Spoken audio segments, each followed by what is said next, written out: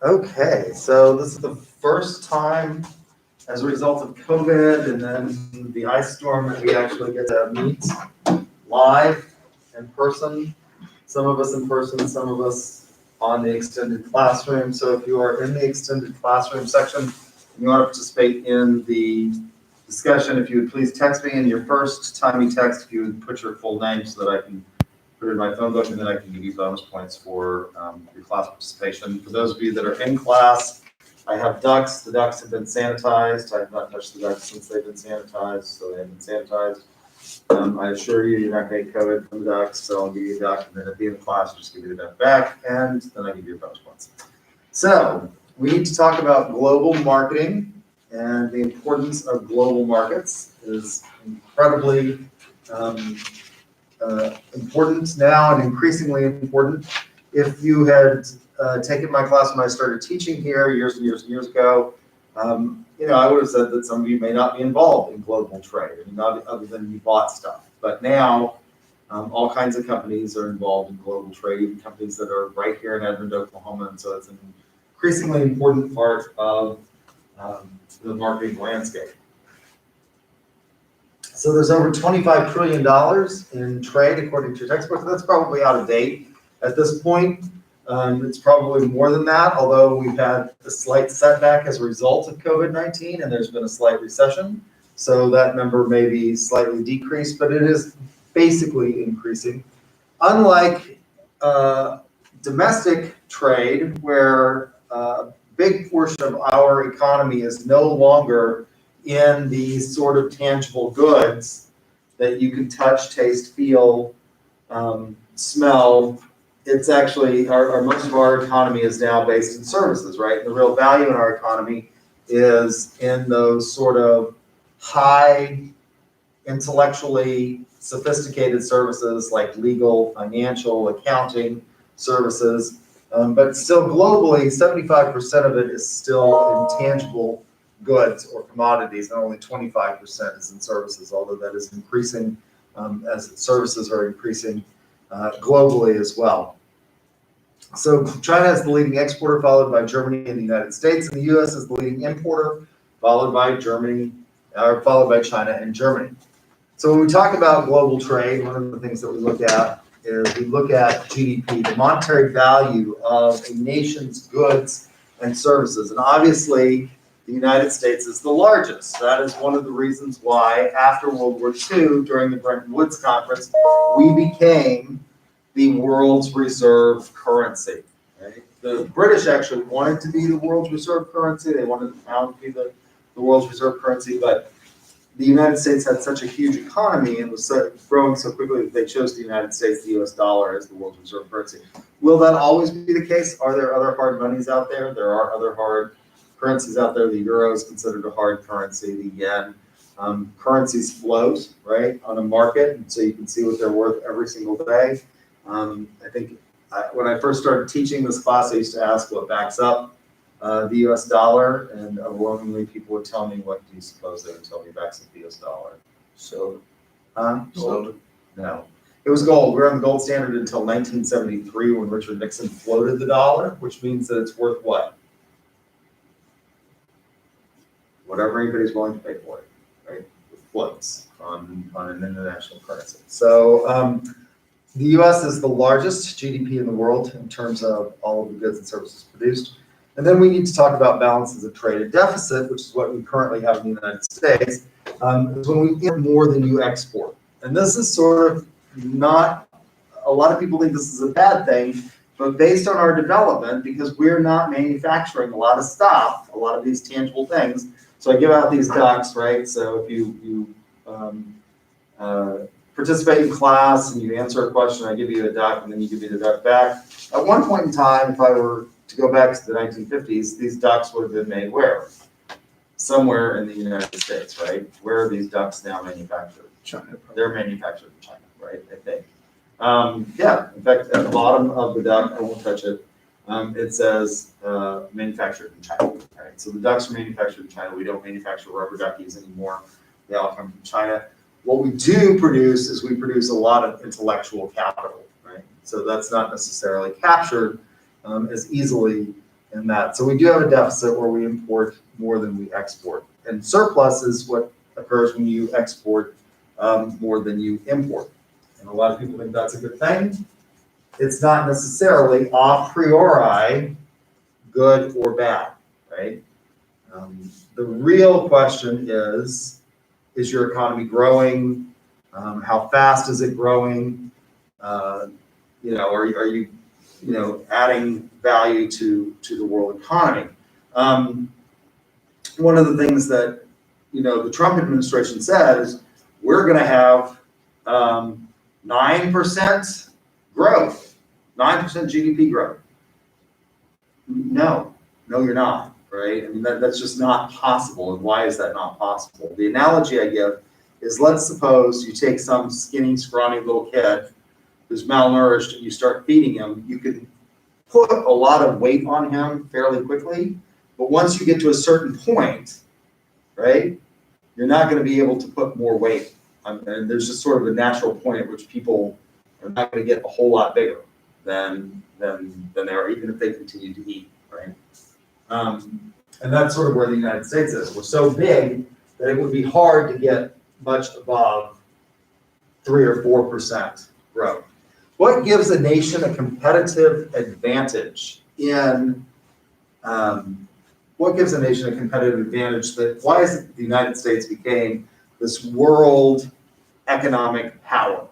Well, there are a number of things, and Porter's diamond of national competitive advantage sort of discusses these. So there's factor conditions. That is the ability to convert natural resources to competitive advantage. Now, lots of places, if you went back to the end of the 19th century and the beginning of the 20th century, a lot of places had these sorts of natural resources that would have made you think that they would become wealthy countries. What countries have lots of natural resources that you would have looked at and maybe said at the end of the 19th and early part of the 20th century, they could become as wealthy or as wonderful as the United States? Well, Brazil, right? They've got a lot, big country, got lots of natural resources. Why didn't they become the powerhouse? Mexico is another one. Mexico has a lot of natural resources. It's a fairly large country. Lots of natural resources. Why didn't they? Demand conditions and sophistication of domestic consumers. One of the things that has led to the United States is that we really started, particularly at the beginning of the 20th century, pushing public education.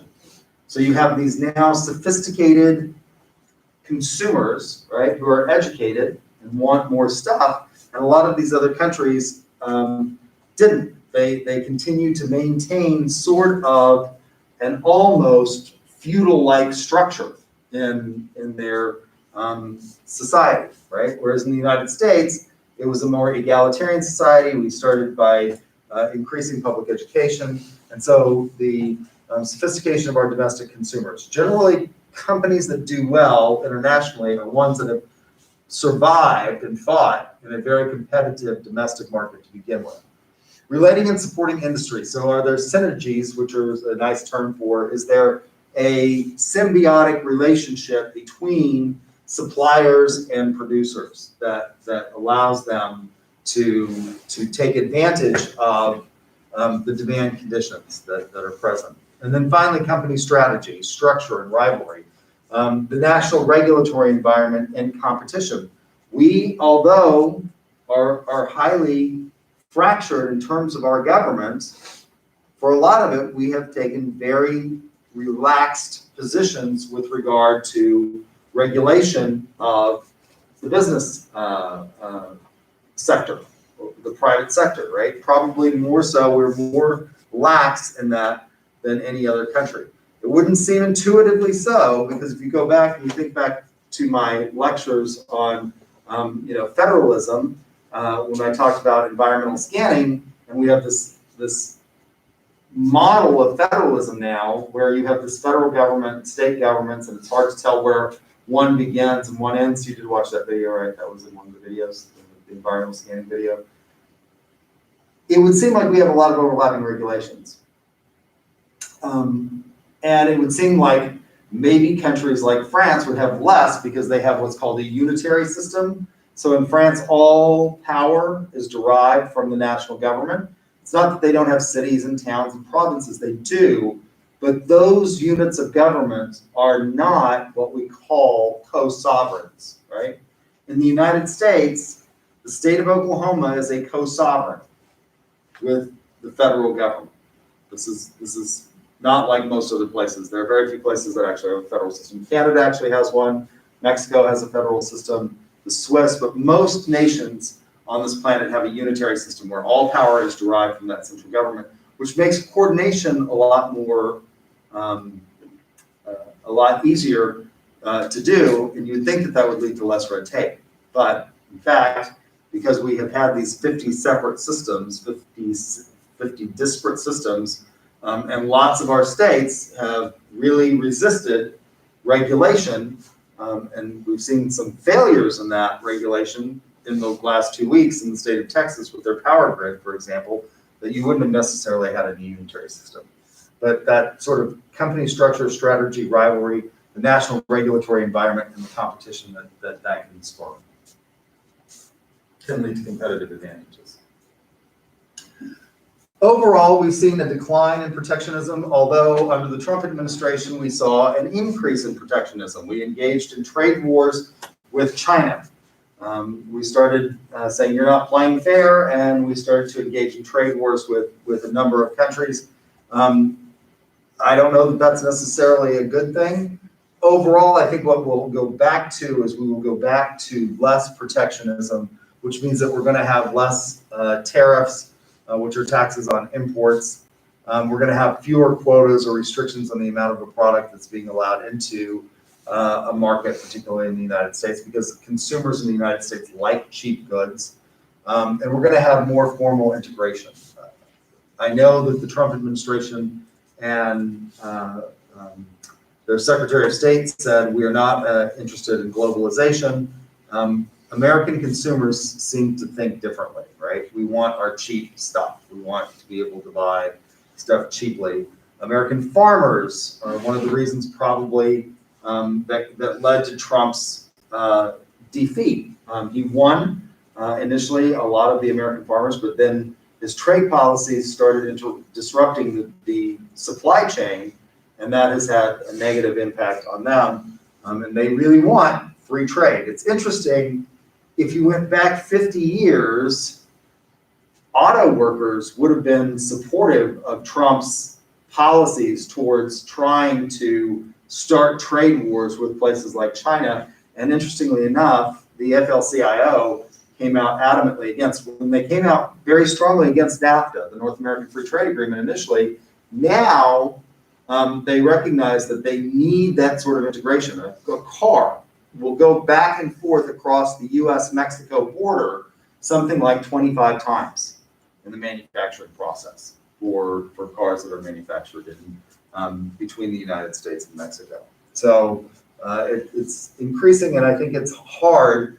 The Trump administration attempted to slow the amount of globalization that we're experiencing, but that's a very difficult thing to do. It's sort of like standing in the middle of the Mississippi and saying, don't flow, right? Americans have become addicted to our cheap goods, and we want those to keep coming. Formal integration. The WTO has 135 members. 90% of global trade is done among these members, and it sets rules and governs trade among the members. We have seen some breaking down of this globalization. The European Union appears to be on the verge of having major collapse as the British left the EU, right, through Brexit. But I think what you will see happening ultimately is, although the British left, they were never fully integrated. And what do I mean by they were never fully integrated in the EU? So if you go to any other country, when I was a foreign exchange student years and years and years ago in high school in Germany, I was a foreign exchange student in Germany. The currency in Germany was called the Deutschmark, right? That was the currency that they had. And there was a West Germany and an East Germany, and they had in West Germany the Deutschmark. What is the currency if you go into Germany today? the euro, right? Even when Great Britain was in the European Union, what was the currency in London?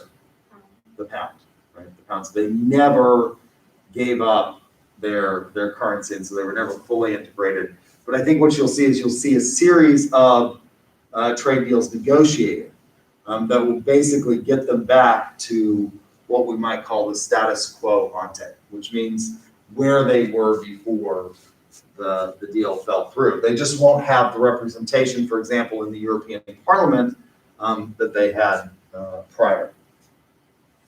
The Trump administration has renegotiated, but it is basically, for all intents and purposes, I still have it on my slide, NAFTA, right? I mean, it's really, he didn't like the word NAFTA because it was a Clinton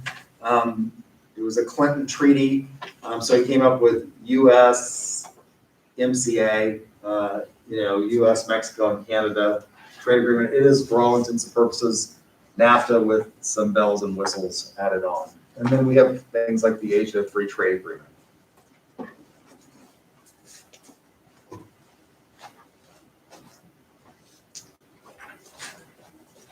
Global competition.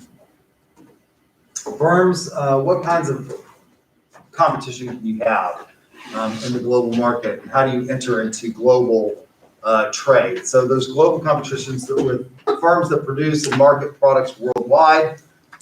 These are products that we need, no matter where you are, they're going to be similar, and there's going to be less differentiation maybe in these products. So for example, everybody in here, including myself, is wearing this face mask, right? What's an example of a product that we all probably need and are going to get, hopefully? It's going to be the same in India as it is in the United States, in Great Britain, and all over. It's not going to be a lot of differentiation. There is some differentiation in the product. Vaccines. The vaccine. Yeah, right. I mean, so they've worked on all these vaccines. They've come up with vaccines, but we all basically are going to need, in order to get back to a place where we don't have to wear these, we're going to have some kind of vaccine that allows us to achieve immunity on a large enough scale that we can go back to something that resembles life before COVID. And one of the things that I do think is interesting about this is how it has changed behaviors. Oklahomans are, and I consider myself an Oklahoman, although I wasn't born here, I spent most of my life in Oklahoma.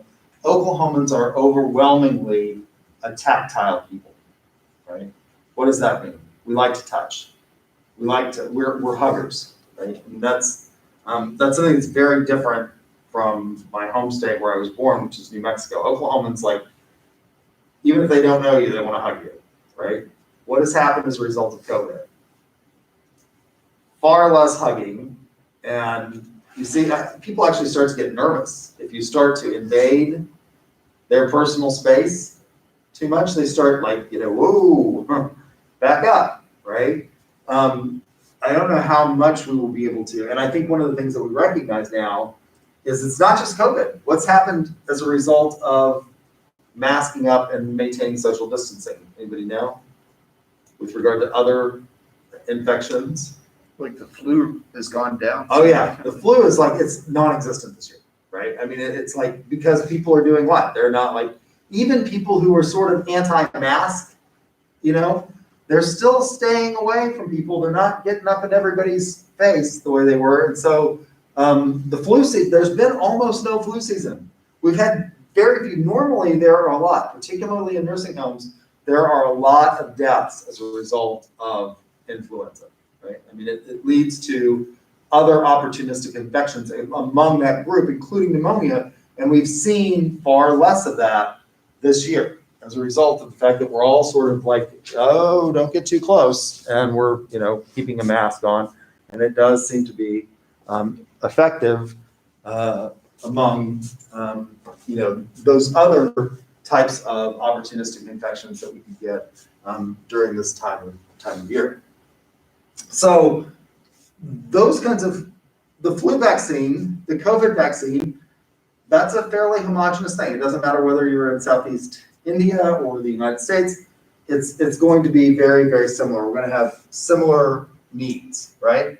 So what kinds of companies can we have? International firms that engage in trade in different countries with marketing that's similar to their home country. So what are some examples of this? So for example, Avon has marketed products in the United States, in Europe, and South America. One of their most popular products, it's popular in all those places, is Skin So Soft, right? Anybody know what Skin So Soft is really good for? It's a fantastic bug repellent. It works really, really well. And if you don't like the smell of DET from off or any of those products, Skin So Soft works really, really well. That's a product that they can market across because they have mosquitoes, believe me, in a lot of these other places, right? And we can all sympathize or empathize with that. A multinational firm views the world as consisting of unique parts, and they market differently to each part, right? Firm may start out, and the easiest way is to just sort of repackage your goods and sell them, but you might recognize that once you get beyond sort of these things like vaccines, which we all need, that there are differences. In the United States, for example, maybe it is Tupperware, manufactures a bread saver. Howard bread, what is the standard bread in the United States? What's it look like? It's a rectangle, it's an oblong loaf that's pre-sliced, right? In most of the rest of the world, what does bread look like? What do they do? It's round. Yeah, you're going like this, it's round. It's not this sliced oblong thing, right? So when Tupperware wanted to manufacture, one of their most popular items is this bread saver, because bread gets stale if you leave it out. And in the United States, that bread saver is manufactured and made for a market that uses sliced bread, sliced loafed bread.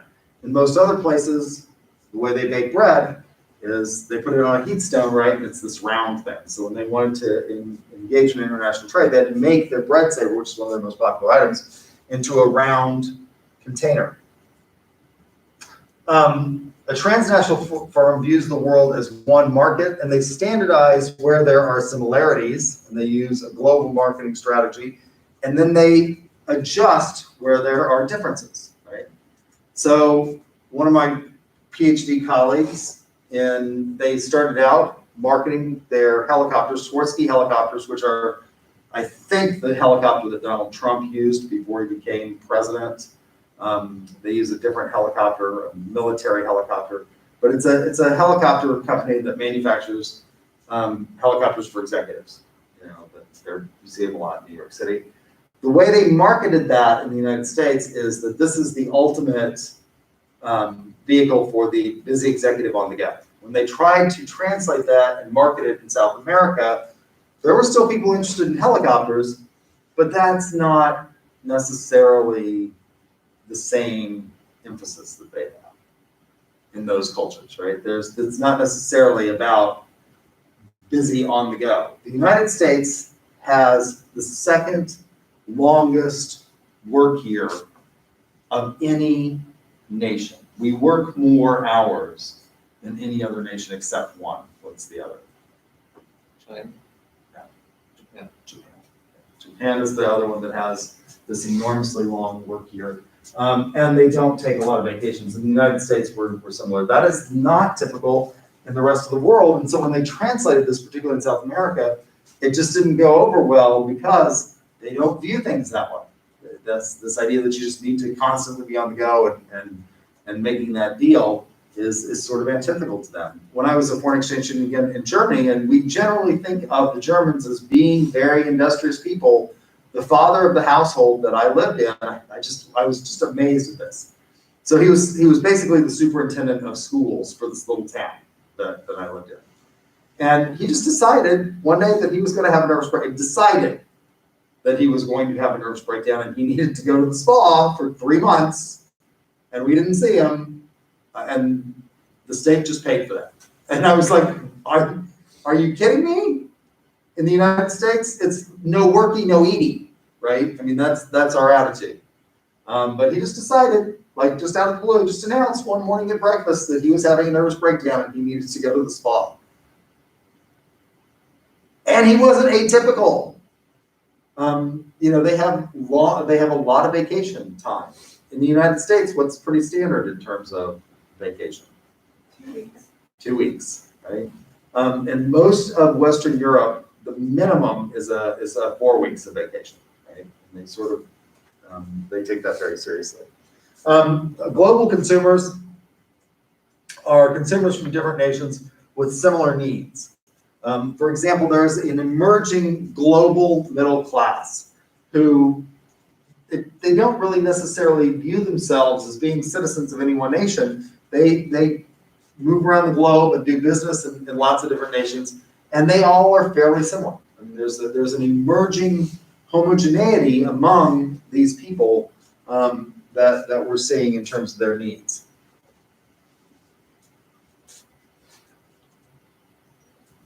So what's important if you want to go into a global market? Well, you have to do an environmental scan of the markets that you're interested in entering, right? So what's the environmental scan going to take recognition of? Things like culture. What are the values that a society has? What's their preferred mode of conduct? What are the values? If I said, what's an American value? And this is not necessarily true, and one of the things that you have to recognize when you go into a global market in other countries is what do you think is an American value?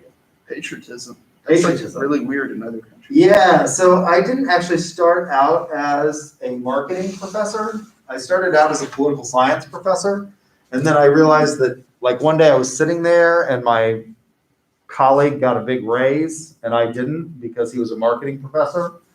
And I thought, well, I can do that, right? It's a little more complicated than that, but that's the gist of the story. I didn't start out as a marketing professor. I started out teaching here at UCO when I was 22, across the parking lot in the land of what I now refer to as hippy dippy liberal arts as a political science professor, right? So when I taught a course in American national governments, when I started teaching, there was this huge push to make us, even in the lower level courses, have writing assignments. And a lot of my colleagues assigned in that American national government sort of a traditional term paper, a 5 to 7 page with 10 to 12 sources. And I just thought, I don't want to do that. I don't want to check sources. I'm sort of lazy. So I came up with an assignment that I thought would be more relevant to them. And I said, I want you to write about your American dream.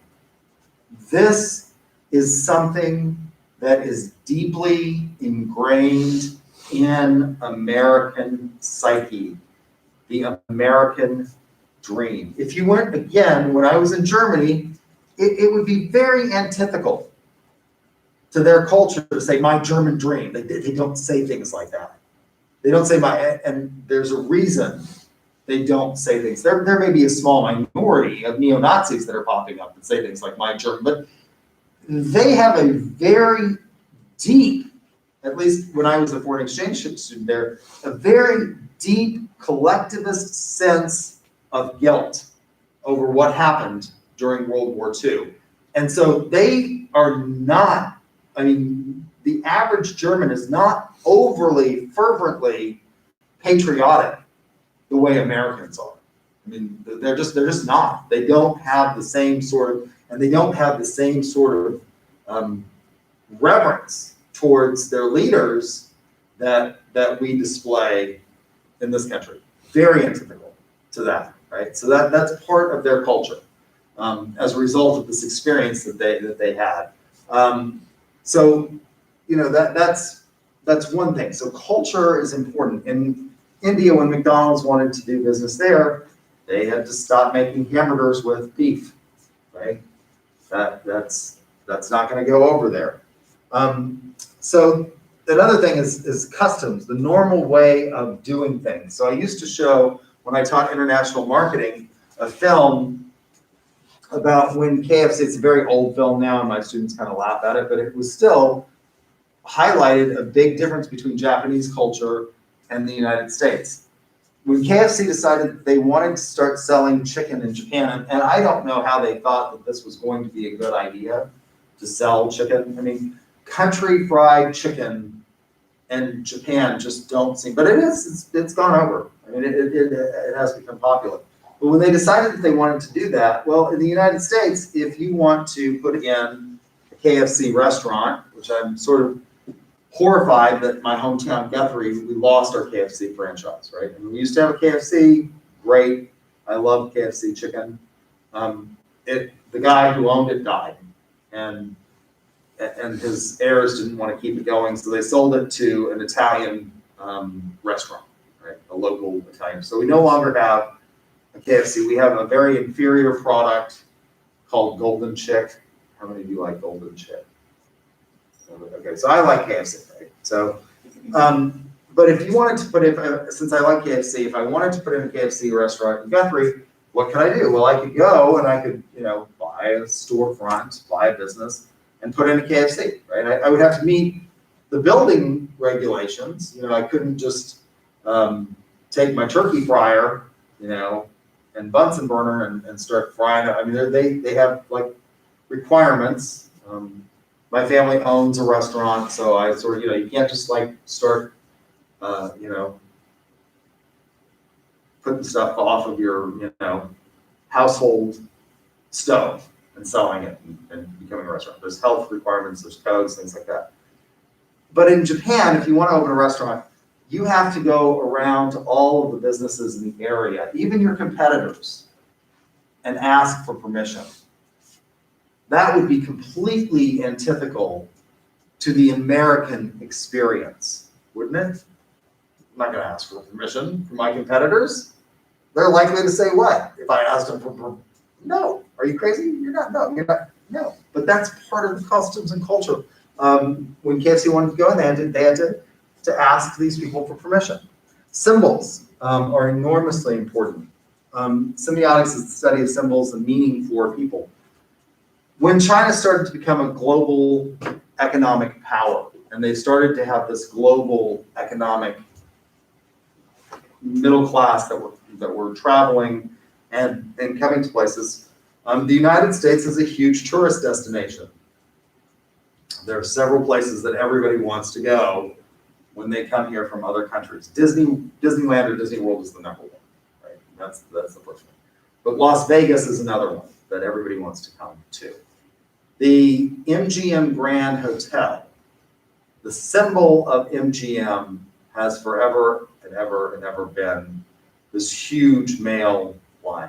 Right? So they incorporated that symbol into the entrance to the MGM Grand, and they made the entrance, you're walking into the mouth of a lion. That is a very unlucky symbol for the Chinese. To enter into the mouth of a lion, as I'm told is, unlucky. And they had to change it because they weren't getting anybody that was willing to walk through the casino. They thought it was bad luck. So they had to change the symbol. So this is enormously important. Translations, and then back translations. The use of a second interpreter to translate back into the original meaning of things. For example, in French, the word for bad can also mean evil, right? So if you have a headache, you say, "J'ai mal à la tête." You could translate that, one translator could translate that as you have evil in your head. But that's not what anybody means, right, by that. So these differences, so translation and the back translation, having a second interpreter translate so that you are sure that the message that you're sending across, because there are all kinds of things. For example, in the Spanish language, there are all different sorts of expressions for I like something. In the United States, we just have a tendency to say I love it. I mean, we love everything, right? I love my car, I I love my clothes, and we don't mean love in the same way that we mean that we love our parents, or we love our insignificant other, or, other people around us, right? But that's the only word that we have. So cultural ethnocentricity is a preference for one's own national products. Again, in developing countries, you start to see this diminish. When I was a kid growing up, and one of the things that was very popular at Walmart was they labeled stuff that was 100% American made. Very hard to do that now. It's very hard to label something as being 100% anything made, but that was a big deal. As we have developed, it's amazing to me. One of my friends, who is a Republican strategist, I couldn't believe this. He works for the Koch brothers. He worked for Stephen Russell, who was a United States congressman until he got beat by a woman named Kendra Horn, who was the Democrat. She was the only Democrat from the Oklahoma delegation, and then she instantly got beat by Stephanie Bice in the next election. It went back to Republican control. But Joey worked for Steve Russell, who was a congressman, and when Steve Russell got beat by Kendra Horn, he lost his job, so he had to get another job. And he went to work for the Koch brothers. Right? So the Koch brothers, they have this think tank that Joey works for that puts out sort of free enterprise ideas and white papers and things like that. The first time I met him, he was driving up. This is the contrast. I'm just going to tell you that I am a Bernie Sanders style socialist, right? That's where I am on the political spectrum. I like socialism. I think it's a good system. I think we should have free healthcare for everybody. But I drive my everyday pickup, my everyday truck is a Dodge Ram 3500 dually, which and it's got a Bernie Sanders sticker on the back of it. It creates an enormous amount of cognitive dissonance for people. Because the average person who drives that truck has a Trump sticker, right, on the back of their vehicle. So I drive this gas spewing, environmentally not friendly large vehicle because I did until recently, a very large boat, which required that I have that vehicle. I sold the boat, probably get another boat. Joey drives a Honda Fit. Okay? When I was a kid growing up, nobody who worked for a Republican would have dared been seen driving a non-American. If you worked for a member of Congress, or you were a member of Congress, you would not have dreamed of driving anything other than a God-given American product. That's how far we've come. You just wouldn't have done it. It would have been an a priori bar to your employment for you to drive something that was not American. Right? So preference for one's own products. Now, people recognize that, like Japanese cars are great cars, and that's, it's got good gas mileage, it's got high reliability, but that would have been completely antithetical, right? Even 20 years ago. So as you develop more, you may have less of this, or you may see less of this cultural ethnocentricity. Economic considerations in the global environment. The stages of development, 86% of the world is still developing. So if you want to send your product, right, over to China, what was the first product, by the way, that we sent after Richard Nixon opened up communist China to trade? What was the first product that we sent to China? Anybody want to guess? It's the most iconic brand in the world. Coca-Cola. That was the first product we sent to communist China. Not communist Pepsi. Pepsi is a communist plot. It is a tool of the devil. The devil has many tools. Starbucks, which you're drinking, is among the tools of the devil. I hate Starbucks. I tell my students when we go on trips, I travel with our competitive sales team, there are two things you cannot mention to me. I will like literally punch you in the throat if you mention them. One is like, I don't want a Starbucks. No. Like, no. Tool of the devil. The other is Chick-fil-A. Not gonna, no way, no how, not gonna get me anywhere near Chick-fil-A. So, anyway, when we sent God-given Coca-Cola to communist China, outside of Beijing and the big cities, there's not a lot of infrastructure. How did they have to transport Coca-Cola? And you can find Coca-Cola now. They transport it on like little motorbikes that are not much more than a bicycle that they've strapped a motor to. That's how they originally got it transported, right? So economic infrastructure becomes important. Communication, transportation, financial institutions, sophistication. China has made huge advances in this, but there are still parts of China that it's, you're not necessarily going to get the same level. Although, what's also interesting is that there's sort of a reverse in this. In many places in China, they have better Wi-Fi and better because they have newer infrastructure. It's all new, right? They're not relying necessarily on the old, what the companies have got in terms of sunk costs in the United States. But still, roads in many places are not what they are in the United States. They're not six. We are really annoyed in the United States when we have a slowdown on I-35. We got 8 lanes of traffic going through the metro, and if we have to slow down to 70, we're just beside ourselves here, right? They don't necessarily have that. They don't have the same level of urban planning that we have. Oklahoma is a good example of everything in Oklahoma is plotted on a what? On a grid. It's a mile by mile, right? I mean, everything is a mile by mile section, and that's how you identify property. That's not how they did it in ancient times by drawing. This is modern urban planning. The consumer income and purchasing power. So when McDonald's, this is my example, it's a little old. When McDonald's first went into Russia, we think of McDonald's as, what is McDonald's? It's cheap, fast, right? And consistent. That's what makes McDonald's success in the United States. Cheap, fast, consistent.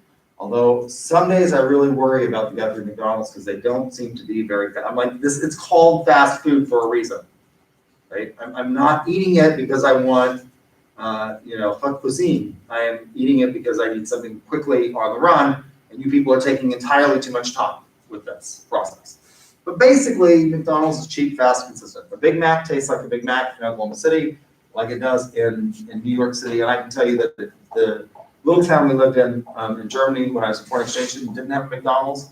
So every time we went to a city that had a McDonald's, I would run, literally, as fast as I could to the McDonald's. And I would eat like 7 or 8 Big Macs, right? Because it tastes exactly the same as it did in the United States. I hated the German food. I didn't like the woman that I lived with was a horrible cook. The only thing she ever knew how to make was spinach pie. Have you ever had, like, it's horrible. I mean, it's just it's slimy. It's not good. But in Russia, when they opened McDonald's, that was like a high-end establishment because it would take the average Russian at that point in time something like a week's worth of wages to be able to afford to eat there. So there's a huge difference, right? The purchasing power that they have there is very different. And then obviously currency and exchange rates play a big role. As the United States dollar has declined, what's happened? We've had more people come into the United States because it's cheap to come here. Okay? The dollar rises, like the British pound has always stayed fairly strong, and they're very, very proud of that fact, that the pound has always stayed fairly high. It may discourage trade in terms of tourism and things like that.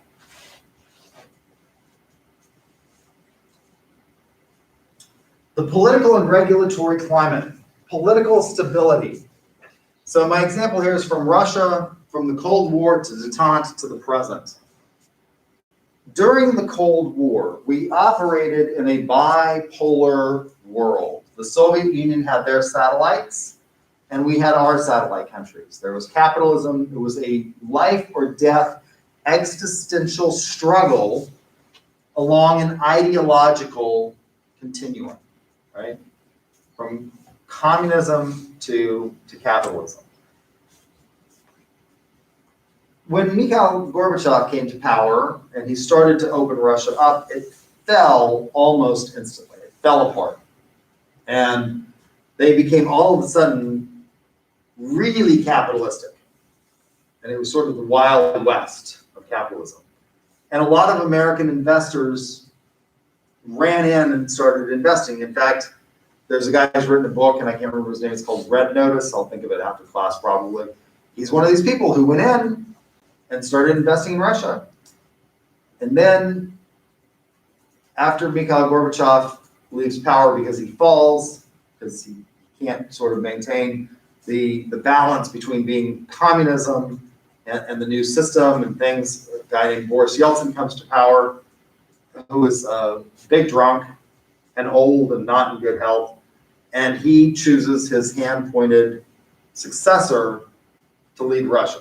So we went from under Yeltsin, like lots of capitalism, freedom, pretty open, stable system, even though Yeltsin was a big alcoholic. Well, the Russians have a lot of problems with alcoholism. There are some theories about that. Why do you think they may have some problems with that? Well, they have vodka. The weather? The weather, yeah. People have like seasonal affective disorder, right, syndrome, where it's dark and overcast and gloomy and cold, long periods of time. It can lead to some severe mental health issues. So, you know, even though Yeltsin was a drunk, there's kind of this opening up of Russia. Putin comes in, and now what we have in Russia is an oligarchy, right? I mean, there's a few very wealthy people.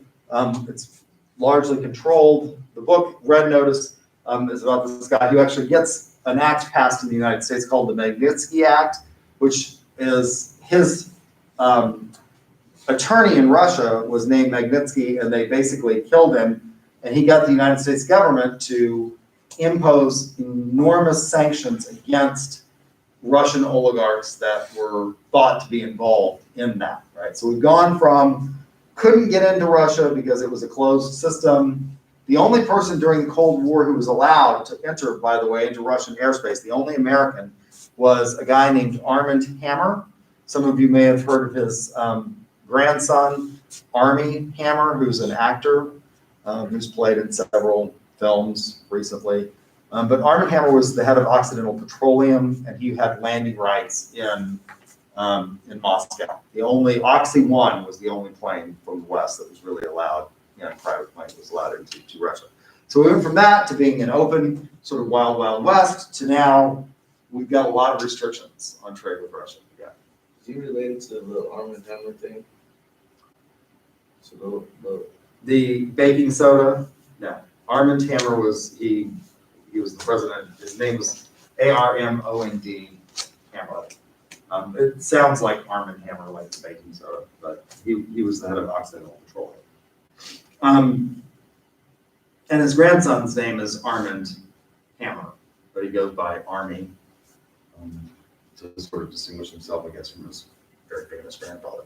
So we went from that to detente to the present, which is you can do business in Russia. It's maybe less than ideal in that your stuff can be nationalized if they decide that you're making too much money. This happened in Cuba during the Cold War. So Fidel Castro starts out as just a freedom fighter, and he is playing, you know, sort of coy with the United States and Russia, and the Russians just gave him a better deal because they wanted to have a footprint in the Western Hemisphere right off the south coast of the United States. And so he went from being just sort of a freedom fighter to being a communist, right? At that point in time, Cuba basically shut down. There were all kinds of American investors who owned hotels and restaurants and properties and all kinds of things in Cuba, and it went to all of those businesses were nationalized. and taken over by the state and closed down. And they lost all of their investments. So you have to think about the political stability and things that seem like we thought that Russia, when the Cold War ended, that this was going to be great and it would be all sweetness and light, and it's not necessarily been the case. Trade regulations, prohibitions. So for example, things that you have to consider. In the United States, you can advertise direct consumer promotion of pharmaceutical products. There are some limitations on that. You have to list what sort of the side effects are and things like that, but you can list them. And I think there's been a lot of good that has come as a result of this. For example, my father is a retired special agent in charge of the Federal Bureau of Investigation. He was the field special agent in charge for northern New Mexico when he was in the Bureau. At the time he went into the Bureau, he went in under J. Edgar Hoover, who was sort of the guy who really got the Bureau to be the institution that it is. And if you had ever been seen, now they would send you, the Bureau, get this, the Bureau would send you to a psychiatrist who would do all kinds of testing on you to make sure that you weren't crazy. But if you'd ever gone and seen a psychiatrist on your own, or a psychologist, that was an a priori bar for employment with the FBI. The idea was, if you've seen a psychiatrist or psychologist on your own, you must be crazy, right? And you're a risk, and we can't take that risk. As a result of advertising of consumer pharmaceuticals, things like Prozac, right? We have begun to recognize, normalize, and humanize what we now recognize are just sort of other types of illness. No one would think you were a bad person or a suspect person if you went to the doctor to get Tamiflu because you're suffering from the flu, right? We have now begun to, because of direct consumer advertising of things like Prozac, to talk about mental health issues in the same way that we talk about heart disease or the flu or things like that. And I think that's enormously beneficial. Other countries don't view it that way, and so they don't allow. There's only one other nation on earth that allows for direct-to-consumer advertising of prescription pharmaceuticals, and that is New Zealand, right? The bad part of this, I think, the downside, is that we as Americans, because we have this advertising, have a tendency to believe that everything can be cured with a pill. And we run to the doctor, and now we no longer, the way you have to market pharmaceuticals in places like Great Britain and Germany and France and the rest of the world is you send sales reps out like they used to here in the United States to doctors' offices who talk to them about, you know, we've got this new drug, it's coming out of trials, it's going to get FDA clearance, and it's going to treat X, Y, and Z, right? It's going to treat depression, or it's going to treat, you know, toenail fungus, or whatever.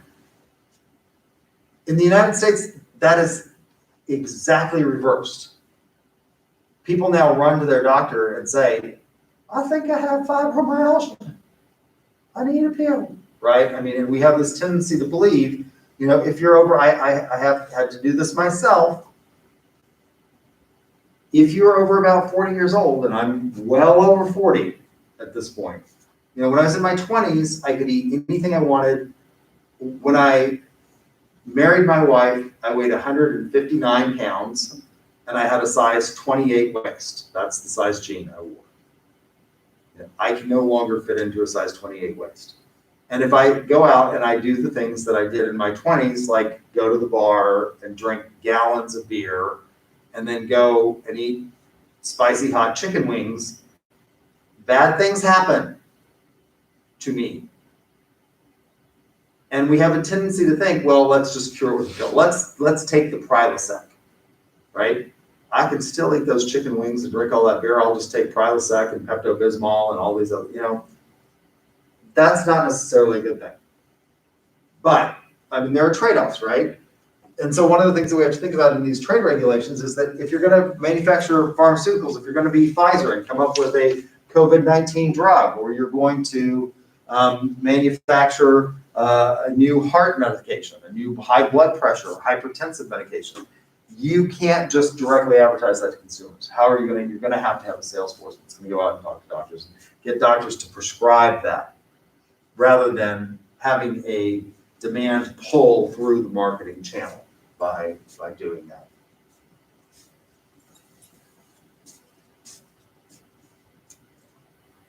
So marketing strategies for entry. How do you enter into a global market? The easiest way with the least number of changes is to just export your stuff to the other country. There's a company here in Edmond, founded here in Edmond, called Jetta. You all have probably heard of them. They manufacture tubs that have Whirlpool features in the tub, right? They can just, there are people that probably want that in Canada and Mexico and places like that. They can just export it, right? It's just export with very few changes to the product. Lots of people like to sit in a hot tub with, you know, the jets going. It's most prominent among small and mid-sized firms. And I think the last time I checked, Jetta was still a privately held company here in Edmond. You know, they manufacture lots of Jetta tubs, but they're still a privately held company here in Edmond. So they're fairly small or mid-sized. Indirect, which is the use of an intermediary. A lot of people have to do this. A lot of countries don't let you just go into them and start setting up. There are requirements that you have to have a certain percentage of your business that is locally owned, right? And usually it's 51%. Has to be locally owned, so you have to engage an intermediary like an importer. You can do direct without intermediaries, which is like Boeing sells planes. My sister is a vice president for Boeing. She sells guided missile systems, actually, to largely the Italians. I don't know why the Italians need guided missile systems, considering that every war, I mean, the Italians are the people that got defeated by Ethiopia, right? World War II, defeated, let me say that again, by Ethiopia. Okay. But, you know, Boeing sells their products to other nations just directly. They don't go through intermediaries. Licensing, this is the lowest risk and capital free, but it can create a problem. You just license, you franchise your product in another country. What can happen is if you don't have really good franchising agreements is that you can start to get brand dilution. McDonald's basically franchises, right? But they have very strong controls. You cannot just decide that you're, even in the United States, you can't just open up a McDonald's and think, I really think that we ought to have green chili cheeseburgers. I'm from New Mexico, that's a big thing. New Mexico is the green chili cheeseburger. It's made with hatch green chili. You can't just do that at McDonald's, right? They won't let you do that. So you have to have really good controls, but it is low risk and capital free. The problem is that it can lead to brand dilution. You can do a joint venture where two companies share ownership and control in the host country. And then you can have direct investment. This is the most risk, but obviously has the most potential for rewards because you take all of the risk and you reap all of either the benefits or the downside of that potential venture. It's also the one that a lot of countries won't let you do this. You have to have local, for example, in China, if you want to start a business, you can't just go in and start. You have to have some local ownership. At least the last time I checked. That has, I think, changed somewhat. Creating an international marketing program. So what can you do? Product strategies. Well, just selling basically the same product into other nations exactly as it is. Coca-Cola repackages it's written in Chinese script in China, but it's got the same white wave on a red field. It's still Coca-Cola, it's still iconic. It's just selling the same product with the same ingredients and the same recipe into another country. Then you can do product adaptation, which I talked about, which is like Tupperware in India, where they had to make their bread saver into a round container rather than a sliced loaf container. Product invention, creating new products for a new area. This happens a lot in drug companies. For example, we don't have much river blindness in the United States. It's caused by a parasite that's only found in the tropics. And so I think it's Johnson & Johnson manufactured a drug that deals with river blindness for people that live in the tropics and get attacked by this parasite, and it creates blindness. They've got a cure for it, so that's a product invention, creating a new product for that specific thing. Not real big in the United States, just like malaria is not a huge issue in the United States, except in some of the southern states. Promotional strategies, using an environmental scan to come up with the promotional strategy that's going to be most effective. And then looking at your distribution strategies, which I touched on before. Coca-Cola, they distribute their product in India on small vehicles, small tricycle-like or bicycle-like vehicles, because they don't have the same kind of roads and infrastructure that we have where you can get a big truck. How is Coca-Cola delivered to even the local gas station here in the United States? Well, there are these big tractor trailer rigs that come and deliver the Coca-Cola to those vendors, right? Even small mom and pop stores, because you can get generally a tractor trailer rig down almost any street in the United States. That's not true in other parts of the world.